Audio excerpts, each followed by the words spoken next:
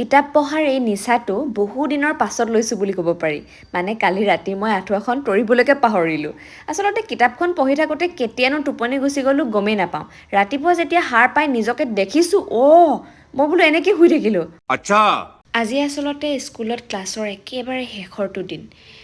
মানে আজিয়ে শেষ, আজিৰ পৰা আৰু সিহঁতৰ ক্লাছ নহয়, কিয়নো সোমবাৰৰ পৰা সিহঁতৰ বছৰেকীয়া পৰীক্ষা আৰম্ভ হ'ব।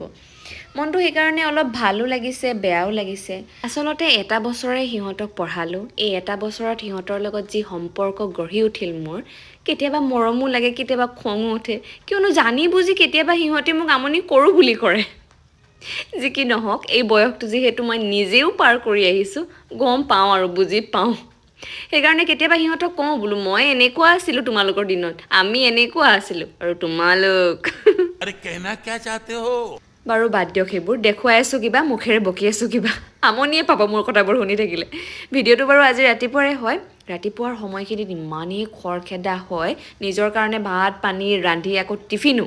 সদায় বাৰু টিফিন নিনিওঁ, কিন্তু আজি ভাবিলোঁ লৈ যাওঁ আৰু কিবা এটা, সৰু সুৰাকৈ কিবা এটা ৰান্ধি লৈছোঁ। ভাত খাই থাকোঁতে বাৰু ভিডিঅ' কৰা নহ'ল, ইমানেই দেৰি হৈছে মোৰ এইখন নক্সা লগাই থাকোঁতে, টাইম বহুত হৈ গ'ল। ইমানেই খৰখেদাকৈ গৈছোঁ, মুঠতে পালেগৈ হয় আৰু।